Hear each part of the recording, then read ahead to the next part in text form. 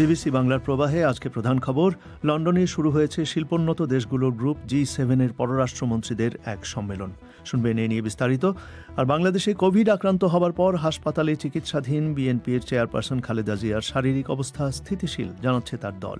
তার পরিবার তাকে চিকিৎসার জন্য বিদেশে পাঠাতে চাইছে, কিন্তু স্বরাষ্ট্রমন্ত্রী বলছেন আদালতের মাধ্যমেই শুধু এটা হতে পারে। তার তরফ থেকে কোনো ধরনের আবেদন, কোনো ধরনের নিবেদন আমাদের কাছে আসে, তিনি যেন উন্নত চিকিৎসা পান, সেই জন্যই আমাদের মাননীয় প্রধানমন্ত্রী দেশে থেকে তার ব্যবস্থা করে দিয়েছে। এখন আরও কিছু পেতে হলে তাকে কোর্টের মাধ্যমে আসতে হবে। আর ভারতের পশ্চিমবঙ্গ রাজ্যে নির্বাচনের ফল ঘোষণার পর থেকেই ব্যাপক সহিংসতা, 2 দিনে নিহত 11 জন। এসব নিয়েই আজকের প্রবাহ।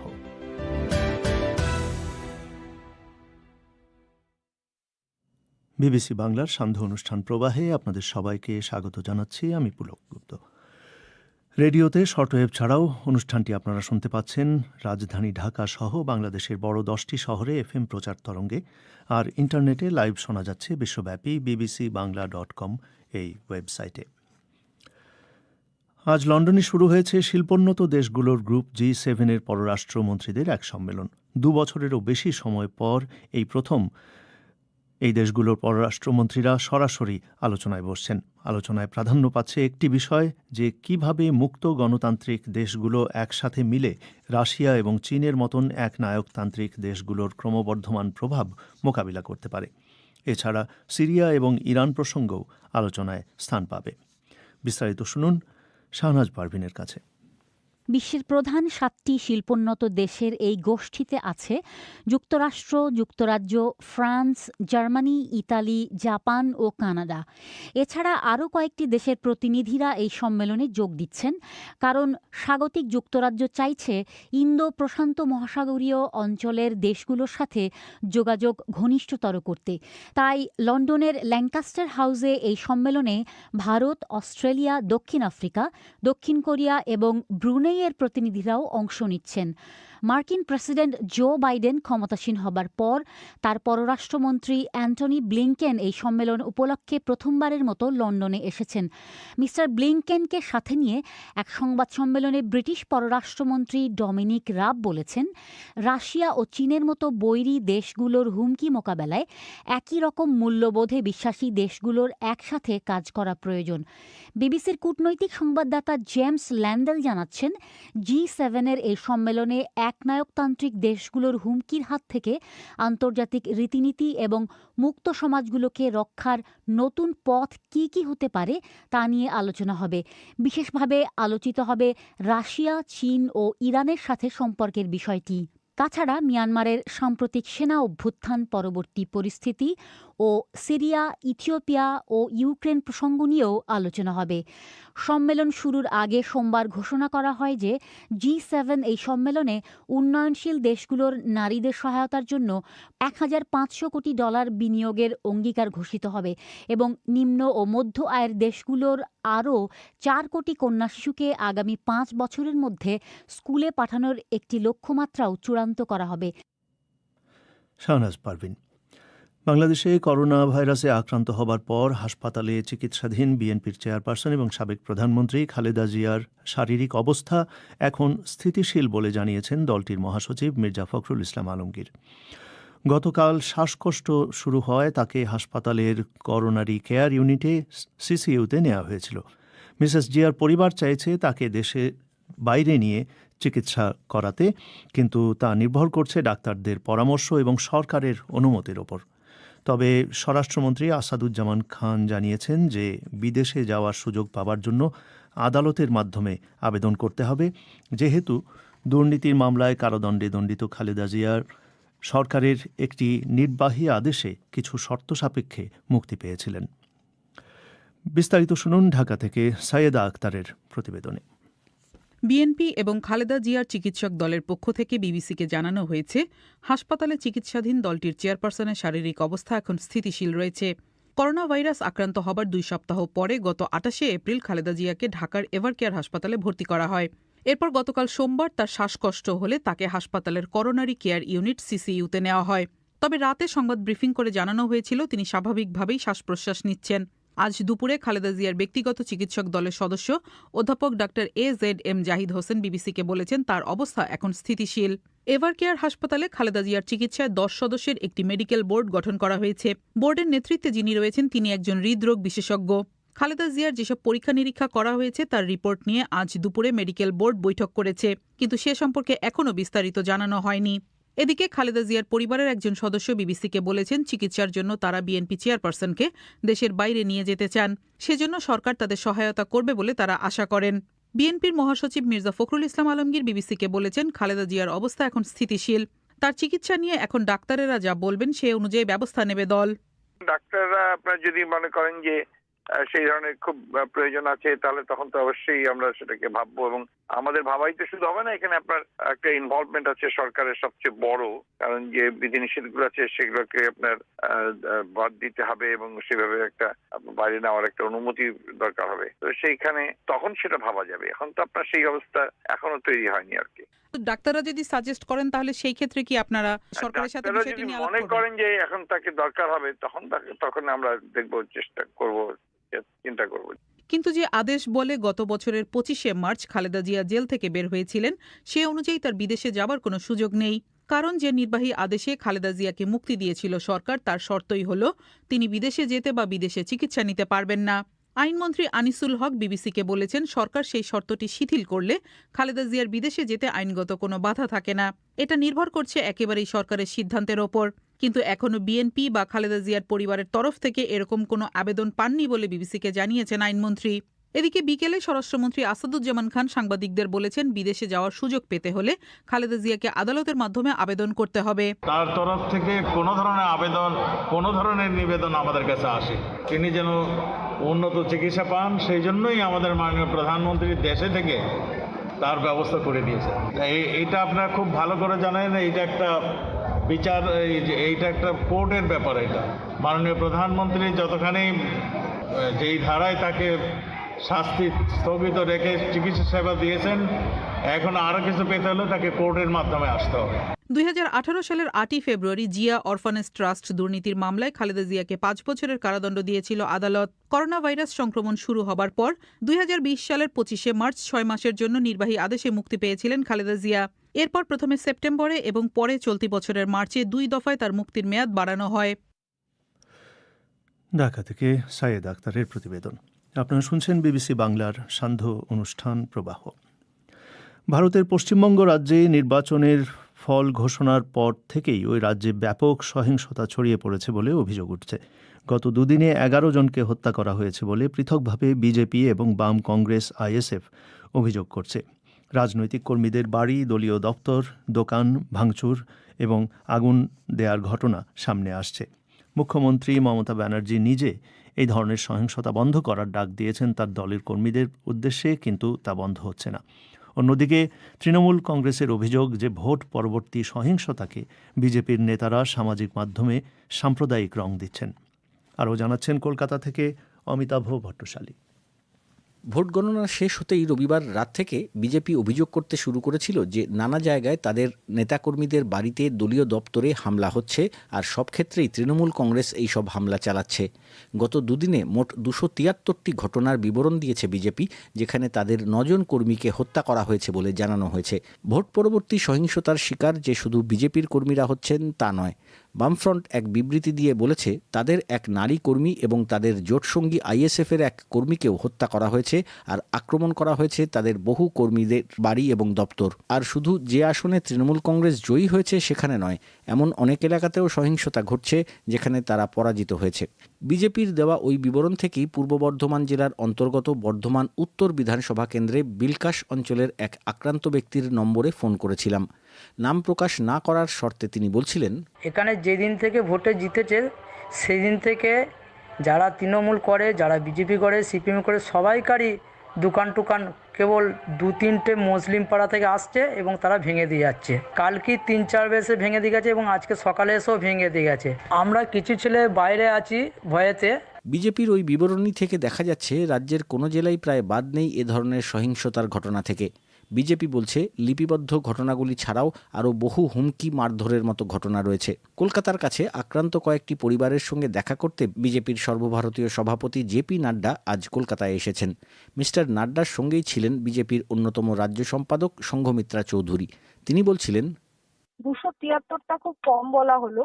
প্রত্যেকটা জেলায়, আমার তো মনে হয় শুধু যাদবপুর যেখানে আমি থাকি তার আশপাশে সোনারপুর উত্তর, সোনারপুর দক্ষিণ সব মিলিয়ে এখানে 273-এর বেশি হবে। যেভাবে বাড়িঘর ভাঙচুর হয়েছে, যেভাবে মানুষের উপর হামলা হয়েছে, সাংঘাতিক খারাপ অবস্থা, আপনি কল্পনা করতে পারবেন না। সোনা গয়না জিনিসপত্র সমস্ত কিছু লুটপাট হয়েছে। আমাদের ধারণার বাইরে যে কোনো একটা সভ্য দেশে, কোনো একটা সভ্য রাজ্যে এরকম ঘটনা ঘটতে পারে। তৃণমূল কংগ্রেস নেতা রাহুল চক্রবর্তীকে জিজ্ঞাসা করেছিলাম, ভোটে বিপুল জয়ের পরে এই সহিংসতা কেন ঘটাচ্ছেন তার দলের কর্মীরা। সরকার সবে তৈরি হচ্ছে, আগামীকাল হয়তো শপথ দেবেন মাননীয় মুখ্যমন্ত্রী মমতা বন্দ্যোপাধ্যায়, এবং এটা খুব কঠোর হস্তে কোন রকম কম্প্রোমাইজ না করে খুব কঠিন ভাবে দমন করা হবে। কারণ বাংলায় এটা কোনো স্থান ছিল না কোনোদিন, আগামী দিনেও থাকবে না। এরা বারবার সেই ধর্মীয় তাস খেলার পরেও যখন বাংলার মানুষ তাদের রিফিউজ করলো বা প্রত্যাখ্যান করলো, তারপরেও তারা কিন্তু সেই একই জায়গায় দাঁড়িয়ে একই কথা বলে যাচ্ছে, কমিউনাল হারমোনি নষ্ট করার চেষ্টা করছে। সমস্যা হচ্ছে যারা এটাকে রূপ দিতে চাইছে সেই কমিউনাল বিষয়ের দিকে, যাতে এটাকে আলটিমেটলি এই বিজেপির নেতারা যদি বুঝতে না পারেন যে তারা কি আগুন নিয়ে খেলছেন, এটা ভয়ঙ্কর জায়গা যাবে। মিস্টার চক্রবর্তী যে কথাটা বলছিলেন যে ভোট পরবর্তী রাজনৈতিক সহিংসতাকে বিজেপি একটা ধর্মীয় রং দিচ্ছে, সেটা বিজেপির বিভিন্ন নেতার সামাজিক মাধ্যমের পোস্টেও দেখা যাচ্ছে। বর্ধমানের আক্রান্ত যেভাবে বলছিলেন যে মুসলমানরা আক্রমণ করেছে তাদের গ্রাম, প্রায় সেই একই ভাষা দেখা যাচ্ছে বিজেপির কিছু নেতার সামাজিক মাধ্যমের পোস্টগুলিতে। আবার বিজেপি বিরোধী কিছু ব্যক্তি সামাজিক মাধ্যমে এরকমও লিখছেন যে বিজেপির নেতারা যেভাবে 2রা মে ভোট গণনার পরে দেখে নেওয়ার হুমকি দিয়েছিলেন ভোট প্রচারের সময়, এই সহিংসতা সেই উস্কানিরই প্রতিশোধ। যদিও বহু মানুষ এ ধরনের পোস্টও করছেন, এই সহিংসতা অবিলম্বে বন্ধ হোক। কলকাতা থেকে অমিতাভ ভট্টশালীর প্রতিবেদন। আপনারা শুনছেন বিবিসি বাংলার সান্ধ্য অনুষ্ঠান প্রবাহ। এবারে আজকের সংক্ষিপ্ত বিশ্ব সংবাদ মানসী বড়ুয়ার কাছে। মেক্সিকো সিটিতে সোমবার রাতে একটি মেট্রো লাইনের ওভারপাস ধসে অন্তত 23 জন নিহত হওয়ার পর নগরীর মেয়র এ নিয়ে তদন্তের ঘোষণা দিয়েছেন। দুর্ঘটনার সময় ট্রেনের বগিগুলো নিচের ব্যস্ত রাস্তার উপর পড়লে আরও বহু মানুষ আহত হয়। ধ্বংসস্তূপের মধ্যে চাপা পড়া যাত্রীদের উদ্ধারে দুর্ঘটনাস্থলে জরুরি সেবা সংস্থার কর্মীরা সারারাত কাজ করছে। স্থানীয় বাসিন্দারা জানান, ব্রিজটির কাঠামোতে অনেক ফাটল ছিল এবং সম্ভবত 4 বছর আগে এক ভূমিকম্পে এসব ফাটল সৃষ্টি হয়েছিল। ভারতে সরকারি হিসেবে করোনা ভাইরাসে আক্রান্ত মানুষের সংখ্যা এখন 2 কোটির বেশি। সংক্রমণের হার কমার কোনো লক্ষণ দেখা যাচ্ছে না। পরপর 13 দিন ধরে প্রতিদিন 3 লাখের বেশি নতুন সংক্রমণ ধরা পড়ছে। সুপ্রিম কোর্ট রাজধানী দিল্লিতে অক্সিজেন সরবরাহ নিশ্চিত করতে সোমবার মধ্যরাত পর্যন্ত সরকারকে সময় বেঁধে দিয়েছিল, কিন্তু দিল্লিতে এখনও অক্সিজেনের সংকট রয়েছে বলে খবর পাওয়া যাচ্ছে। হাসপাতালগুলোতে কর্মীদের উপর চাপ কমাতে মেডিকেল ছাত্রদের সাহায্য করার জন্য ডাকা হয়েছে। পূর্বাঞ্চলীয় রাজ্য বিহারে 2 সপ্তাহের লকডাউন ঘোষণা করা হয়েছে। আফগান কর্মকর্তারা জানিয়েছেন, দক্ষিণাঞ্চলীয় হেলমান্দ প্রদেশে তালেবানের সাথে লড়াইয়ে নিরাপত্তা বাহিনীর কমপক্ষে 8 জন সদস্য মারা গেছে। আঞ্চলিক পরিষদের প্রধান বলছেন, লস্করগাহ শহরের কাছে একটি নিরাপত্তা চৌকি থেকে তালেবান আরও 10 জন নিরাপত্তা রক্ষীকে অপহরণ করে নিয়ে গেছে। আফগান প্রতিরক্ষা মন্ত্রণালয় বলছে, ওই এলাকায় অতিরিক্ত সৈন্য মোতায়েন করা হয়েছে এবং বিমান হামলায় তালেবানের কয়েকজন কমান্ডার মারা গেছে। মিয়ানমারের সামরিক সরকার ভুয়া সংবাদ প্রচারের দায়ে জাপানি একজন সাংবাদিককে অভিযুক্ত করেছে। ইউকি কিটাজুমিকে গত মাসে ইয়াঙ্গনে তার বাড়ি থেকে নিরাপত্তা বাহিনী তুলে নিয়ে যায়। জাপানি কয়েকটি মিডিয়ার জন্য তিনি সামরিক শাসন বিরোধী বিক্ষোভের খবরাখবর দিচ্ছিলেন। মিয়ানমারে জাপানি কূটনীতিকরা জানিয়েছেন, আটকের পর থেকে মিস্টার কিটাজুমির সাথে তাদের দেখা করতে দেওয়া হয়নি। ফেব্রুয়ারি মাসেও পুলিশ ওই জাপানি সাংবাদিককে অল্প সময়ের জন্য আটক করেছিল। ইথিওপিয়ায় আগামী মাসের নির্বাচন পর্যবেক্ষণের এক পরিকল্পনা ইউরোপীয় ইউনিয়ন বাতিল করেছে। আন্তর্জাতিক মান অনুযায়ী নির্বাচন আয়োজনের ব্যাপারে ইথিওপীয় সরকারের প্রতিশ্রুতি নিয়ে তারা প্রশ্ন তুলেছে। তারা বলছে, পর্যবেক্ষণকারী দলের স্বাধীনতা নিশ্চিত করতে এবং পর্যবেক্ষকদের নিজস্ব যোগাযোগ ব্যবস্থা ব্যবহার করতে দিতে ইথিওপীয় সরকারের অস্বীকৃতি খুব দুঃখজনক ঘটনা। প্রধানমন্ত্রী আবিই আহমেদ ক্ষমতায় আসার পর এটাই হবে সে দেশের প্রথম জাতীয় নির্বাচন। সুইজারল্যান্ড নিশ্চিত করেছে যে তাদের বর্ণনায় ইরানে একটি দুর্ঘটনায় তাদের একজন কর্মচারী মারা গেছে। এর আগে ইরানের সংবাদ মাধ্যম খবর দেয় যে তেহরানের সুইস দূতাবাসের এক নারী তার বহুতল বাসভবন থেকে নিচে পড়ে প্রাণ হারিয়েছে। জরুরি বিভাগের একজন মুখপাত্র বলেছেন ওই নারী সুইস দূতাবাসের প্রথম সচিব ছিলেন। 1980-র দশক থেকে সুইজারল্যান্ড তেহরানে মার্কিন যুক্তরাষ্ট্রের স্বার্থ রক্ষার দায়িত্ব পালন করে আসছে। সংক্ষিপ্ত বিশ্ব সংবাদ শুনছিলেন মানসী বড়ুয়ার কাছে। আপনারা শুনছেন বিবিসি বাংলার প্রবাহ। এবারে আজকের খেলার খবর।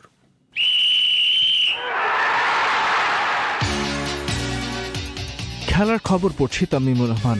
অবশেষে করোনা ভাইরাসের কারণে অনির্দিষ্টকালের জন্য স্থগিত করা হলো ইন্ডিয়ান প্রিমিয়ার লিগের এবারের আসর। ভারতে করোনা পরিস্থিতি প্রতিদিন অবনতির দিকে যেতে থাকায় গণমাধ্যম ও সামাজিক যোগাযোগ মাধ্যমে অনেকেই আইপিএল বন্ধের মতামত দিয়েছিলেন। তবে এবার ফ্র্যাঞ্চাইজির ভেতর ক্রিকেটাররা করোনা সংক্রমণ হওয়ায় আইপিএলের আসর বন্ধ করতে বাধ্য হল ভারতীয় ক্রিকেট বোর্ড। মূলত দিল্লির বিপক্ষে ম্যাচের আগে হাঁটুর স্ক্যান করাতে হাসপাতালে যান কলকাতা নাইট রাইডার্সের ক্রিকেটার বরুণ চক্রবর্তী। কর্তৃপক্ষ যদিও বলেছিল হাসপাতালের পুরোটা সময় তিনি পিপিই কিট পরা ছিলেন। তবে ক্রিকেটারদের করোনা থেকে দূরে রাখতে যে নিরাপত্তা বলয় বা বায়ু বাবলের মধ্যে রাখা হয় সেটা থেকে বের হয়ে যাওয়ায় বরুণ চক্রবর্তীকে কোয়ারেন্টাইনে রাখা ছিল বাধ্যতামূলক। তবে কলকাতা তাকে কোয়ারেন্টাইনে না রেখে সরাসরি ম্যাচে নামিয়ে দেয়। ফলাফল স্ক্যান রিপোর্টের সাথে কোভিড পজিটিভ হন বরুণ, সাথে কলকাতার সন্দীপেরও আসে করোনা পজিটিভ রিপোর্ট। এরপর ভারতীয় গণমাধ্যমের দাবি বিরাট কোহলির বেঙ্গালুরুর বিপক্ষে এই দুজনকে বাদ দিয়ে ম্যাচ খেলতে চাইছিল কলকাতা। তবে বিরাট খেলতে রাজি না হয় সেই ম্যাচ বাতিল করা হয় এবং শেষ পর্যন্ত 8 ফ্র্যাঞ্চাইজির 4টি দলে করোনা হানা দেয় স্থগিত করা হলো এবারের আইপিএল আসর। এদিকে আইপিএল বন্ধ হলেও বিদেশি ক্রিকেটারদের নিজ নিজ দেশে ফেরাবার দায়িত্ব নিয়েছে ভারতীয় ক্রিকেট বোর্ড। বেশ কিছু ক্রিকেট বোর্ড তাদের ক্রিকেটারদের নিজ দায়িত্বে দেশে ফেরাবার ক্ষেত্রে অনীহা দেখালে বিসিসিআই থেকে জানানো হয়েছে সকল বিদেশি ক্রিকেটারকে দ্রুততম সময়ের মধ্যে নিজ নিজ দেশে ফেরত পাঠানো হবে। সেক্ষেত্রে বাংলাদেশি দুই ক্রিকেটার সাকিব আল হাসান ও মুস্তাফিজুর রহমানের দেশে ফেরা নিয়ে আর কোনো শঙ্কা থাকলো না। আর অস্ট্রেলিয়ার সরকার নিয়ম করেছে আগামী 14 দিনের মাঝে ভারত থেকে কেউ অস্ট্রেলিয়ায় ঢুকতে পারবে না। দেশে ঢোকার চেষ্টা করলে তাদের সর্বোচ্চ শাস্তি 5 বছরের জেল কিংবা 66,000 অস্ট্রেলিয়ান ডলার কিংবা এর উভয় শাস্তি হতে পারে। আর ক্রিকেটার, কোচিং স্টাফ ও ধারাভাষ্যকার সহ 40 জনের মতো অস্ট্রেলিয়ান রয়েছে এবারের আইপিএলে। তাদের বেশিরভাগই নিজ দেশে না ফিরে দ্বীপ দেশ মালদ্বীপে যাওয়ার সিদ্ধান্ত নিয়েছে বলে জানা গেছে বিভিন্ন ভারতীয় গণমাধ্যমের প্রকাশ করা খবরে।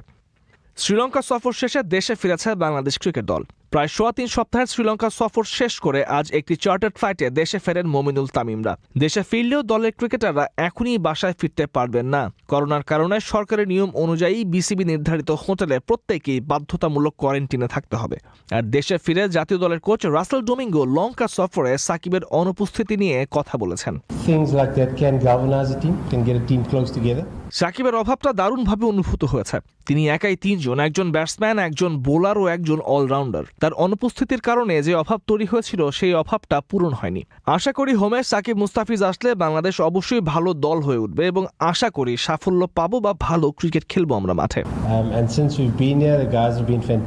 এবারে ফুটবলের খবর। চ্যাম্পিয়ন্স লিগে প্রথমবারের মতো ফাইনালের স্বাদ নিতে আজ রাতে পিএসজির মুখোমুখি হবে ম্যানচেস্টার সিটি। প্রথম লেগে 2-1 গোলে জিতে এগিয়ে থাকা সিটিজেনরা ড্র কিংবা 1-0 ব্যবধানে হেরে গেলেও চলে যাবে চ্যাম্পিয়ন্স লিগের শিরোপার মঞ্চের ফাইনালে। তবে পিএসজির জন্য কাজটা বেশ কঠিন। জয় পেতে হবে আজ রাতে এবং একই সঙ্গে খেয়াল রাখতে হবে গোল ব্যবধানের দিকে। ইতিহাদ স্টেডিয়ামে ম্যাচটি শুরু হবে বাংলাদেশ সময় রাত 1টায়। তামিমুর রহমানের কাছে শুনছিলেন খেলার খবর। আপনারা শুনছেন বিবিসি বাংলা সান্ধ্য অনুষ্ঠান প্রবাহ। করোনা ভাইরাস সংক্রমণে গুরুতর অসুস্থ যে রোগীদের আইসিইউতে চিকিৎসা নিতে হয় তাদের প্রাণ বাঁচানোর একটি অতি গুরুত্বপূর্ণ উপাদান হচ্ছে অক্সিজেন। বাংলাদেশে হাসপাতালে সাধারণ বেডে রোগীকে সর্বোচ্চ 15 লিটার পর্যন্ত অক্সিজেন দেওয়া যায়, কিন্তু এর বেশি অক্সিজেনের দরকার পড়লে তখন হাই ফ্লো নেজাল ক্যানেলা নামে একটি যন্ত্র ব্যবহার করতে হয় অথবা আইসিইউতে নিতে হয় রোগীকে। কিন্তু আইসিইউ সুবিধার স্বল্পতার কারণে অনেক কোভিড রোগীকেই সময়মতো বেশি পরিমাণ অক্সিজেন দেওয়া সম্ভব হয় না। এই সংকট কাটাতে ঢাকার প্রকৌশল বিশ্ববিদ্যালয়ের কয়েকজন শিক্ষার্থী মিলে তৈরি করেছেন একটি যন্ত্র যা অক্সিজেট নাম দিয়েছেন তারা, এবং এটি দিয়ে হাসপাতালের সাধারণ বেডেই 60 লিটার পর্যন্ত হাই ফ্লো অক্সিজেন দেওয়া যাবে, যা সংকটাপন্ন কোভিড রোগীদের জীবন বাঁচাতে সহায়ক হতে পারে। কিভাবে এটি কাজ করবে তা শুনুন শাহনেওয়াজ রকির প্রতিবেদনে। সংকটাপন্ন করোনা রোগীদের আশা জাগাচ্ছে বুয়েটের অক্সিজেট। দীর্ঘ 1 বছরের চেষ্টায় ডক্টর তৌফিক হাসান ও 4 সহযোগী মিলে এই যন্ত্রটি তৈরি করেন। আমরা পেশেন্টদেরকে হাই ফ্লোতে অক্সিজেন দিতে পারছি এবং এটি কোনো ইলেকট্রিক পাওয়ার ছাড়া চলছে।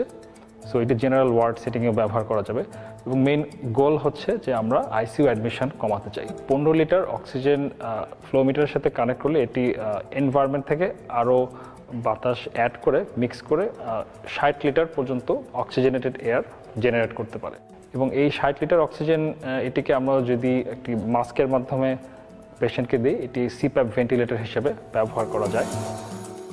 বাংলাদেশে হাসপাতালের সাধারণ বেডে সর্বোচ্চ 15 লিটার পর্যন্ত অক্সিজেন দেওয়া যায়। এর বেশি অক্সিজেন দরকার হলে রোগীদের নিয়ে বিপাকে পড়তে হয় চিকিৎসকদের, জানান ঢাকা মেডিকেল কলেজের চিকিৎসক ও অক্সিজেট medical ট্রায়ালের investigator doctor Khairul Islam. আমরা কোভিড পেশেন্ট ট্রিটমেন্ট করতে গিয়ে যেটা দেখছি যে আমাদের প্রধান চ্যালেঞ্জ হচ্ছে রুগীর অক্সিজেন লেভেলটা বাড়ানো। আমাদের হয়তো একটা ওয়ার্ডে আমাদের 60 জন রুগী, এর মধ্যে হয়তো 15 জন পেশেন্ট মানে অক্সিজেনের ঘাটতি দেখা দিচ্ছে। আমার হাতে আছে হাইপোনেজাল একটা অথবা 2টা। এখন এরপরে অক্সিজেন বাড়ানোর জন্য আমাদের হাতে আর কোনো অপশন ছিল না। একটা যে মাঝখানে গ্যাপ 15 লিটার অথবা হচ্ছে আইসিইউ, এই মাঝখানের যে গ্যাপটা সেখানে হচ্ছে আমরা আসলে ফোকাস করেছি। এই যে পেশেন্ট যাদের 15 লিটার অক্সিজেন হচ্ছে না, তাদেরকে এই ডিভাইসটা দিয়ে আরও কিছুদিন যদি হেল্প করা যায়, তাদের অ্যাডমিশন আইসিইউতে যদি কমানো যায়, আমরা মনে করি এটা একটা অনেক হেল্পফুল হবে।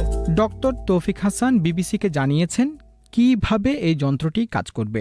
সাধারণত যে কোনো নর্মাল হসপিটাল বেডে একটা 15 লিটারের ফ্লো মিটার থাকে এবং এটি দিয়েই হচ্ছে আমাদের মাস্কের মাধ্যমে অক্সিজেন দেওয়া হয় এবং এরপরে যদি আরও বেশি অক্সিজেন লাগে, সাধারণ ওয়ার্ডে এর ব্যবস্থা থাকে না, হাই ফ্লো নেজাল ক্যানোলা বা অথবা আইসিইউতে যেতে হয়।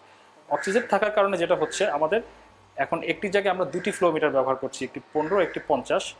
অক্সিজেন এই ডিভাইসটি এখানে নেগেটিভ প্রেশার ক্রিয়েট করছে এবং রুম এয়ার থেকে আরও বাতাস অ্যাড করছে এবং সেকেন্ডারিতে আমরা 50 লিটার পর্যন্ত অক্সিজেন আছে যদি প্রয়োজন পড়ে, আমরা টোটাল 60 লিটার পর্যন্ত প্রয়োজনে 100% এফআইওতে অক্সিজেন ডেলিভারি করতে পারব। ঢাকা মেডিকেল কলেজে অক্সিজেটের প্রথম এবং দ্বিতীয় ধাপের পর এখন শেষ ধাপের ট্রায়াল চলছে। আমরা আশা করছি আরও 1.5 মান্থ, 1.5 মাসের মধ্যে শেষ হয়ে যাবে। বাট এটিও ডিপেন্ড করে আসলে আমাদের ক্রাইটেরিয়া অনুযায়ী আমরা কত পেশেন্ট এনরোল করতে পারছি ট্রায়ালে। উচ্চ গতির অক্সিজেন লাইন যুক্ত করে বিদ্যুৎ ছাড়াই ব্যবহার করা যাবে এই যন্ত্রটি।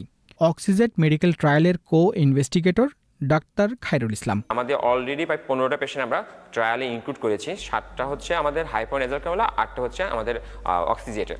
আমাদের যে অন্য যে প্যারামিটারগুলো আমরা দেখি যে ডক্টর হিসেবে, যে পেশেন্টের হাই ফ্লো দেওয়ার পরে পালস কেমন থাকে, ব্লাড প্রেশার ফল করে কিনা, রাইজ করে কিনা, এনি কোনো জটিলতা তৈরি হচ্ছে কিনা, ওই কম্প্যারিজনে আমি দেখছি যে প্রায় কাছাকাছি রেজাল্ট, মানে খুব ভালো, মানে হাই ফ্লোর সমানেই আমরা রেজাল্ট পাচ্ছি। তৃতীয় ধাপের ট্রায়াল সফল হলে দ্রুত উৎপাদনে যাবে অক্সিজেট। অন্যান্য যেসব ডিভাইস অ্যাভেলেবল আছে, সিপ্যাপ ডিভাইস, এগুলোর দাম 1 লাখ টাকা হতে পারে। হাই ফ্লো নেজাল ক্যানোলা যেগুলো আপনারা জানেন 4-5 লাখ টাকাও দাম হতে পারে। যেটা আমরা বানিয়েছি সেটি অ্যারাউন্ড 2000 টাকা, তবে পুরো সেট আপ মিলে হয়তো 20-25 হাজার টাকার মতো পড়বে। আমরা মনে করি যেসব দেশে আসলে হসপিটাল ফ্যাসিলিটিতে কিছু ল্যাকিংস রয়েছে, যেমন হাই ফ্লো নেজাল ক্যানোলার অভাব, মূলত ডেভেলপিং কান্ট্রিগুলো, হয়তো ভারত, পাকিস্তান, নেপাল এবং অন্যান্য আফ্রিকার অন্যান্য নেশনসে, আমরা মনে করি যে এটি কাজে লাগবে। শাহনেওয়াজ রকির প্রতিবেদন। এই প্রতিবেদনটি আপনারা ভিডিওতেও দেখতে পারেন বিবিসি বাংলার ওয়েব পাতায় bbcbangla.com এই ঠিকানায়।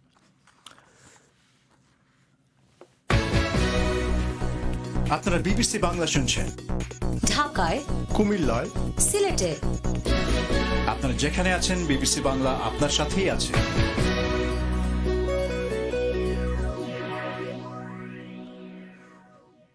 এবারে সামাজিক মাধ্যমে আজ বাংলাদেশের যে সমস্ত ঘটনা বা খবর সবচেয়ে বেশি ট্রেন্ডিং ছিল তার খবর।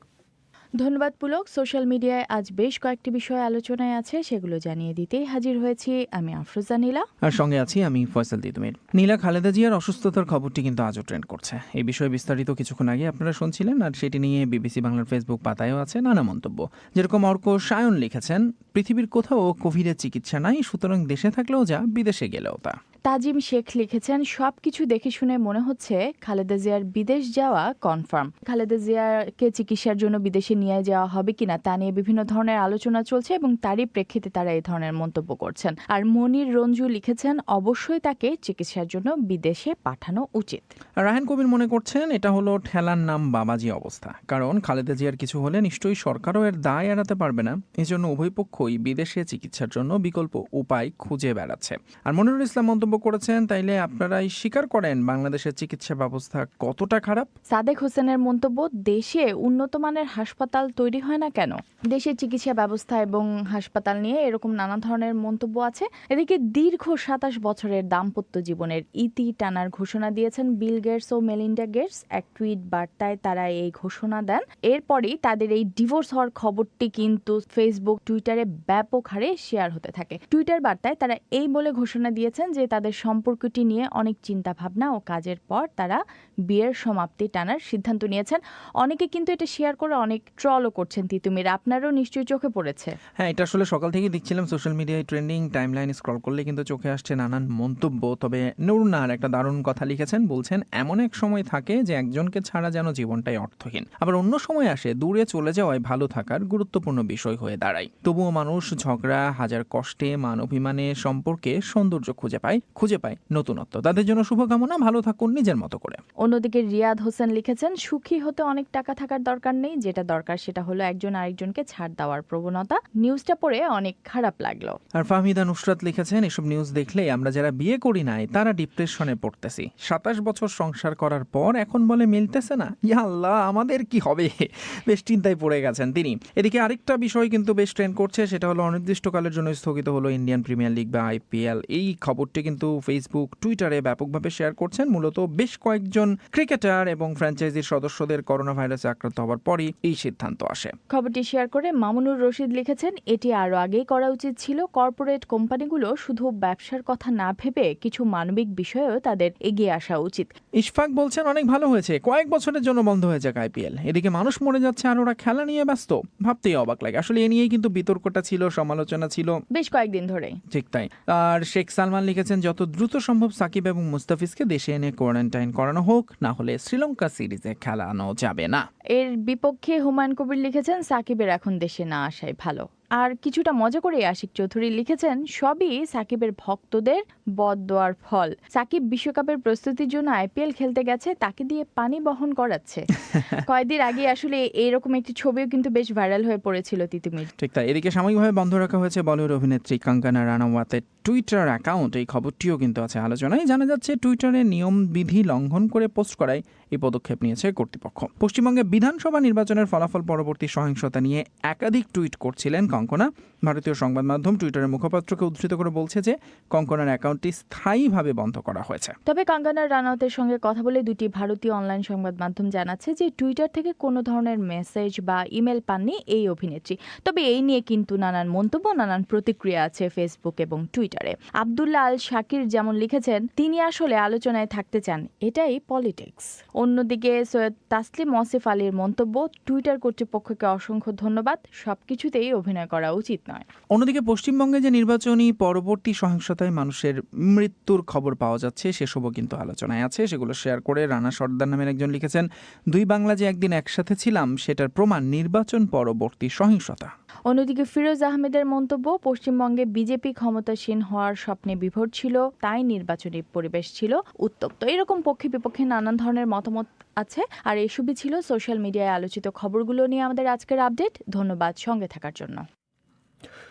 অনুষ্ঠান শেষ করবার আগে আজকের প্রধান খবরগুলো আরেকবার। বাংলাদেশে কোভিড আক্রান্ত হবার পর হাসপাতালে চিকিৎসাধীন থাকা বিএনপির চেয়ারপারসন খালেদা জিয়ার শারীরিক অবস্থা স্থিতিশীল বলে জানাচ্ছে তার দল। তাকে চিকিৎসার জন্য বিদেশে পাঠাতে চাইছেন তার পরিবার, কিন্তু স্বরাষ্ট্রমন্ত্রী বলছেন যে শুধু আদালতের মাধ্যমেই এটা হতে পারে। আর লন্ডনে শুরু হয়েছে শিল্পোন্নত দেশগুলোর গ্রুপ G7 এর পররাষ্ট্রমন্ত্রী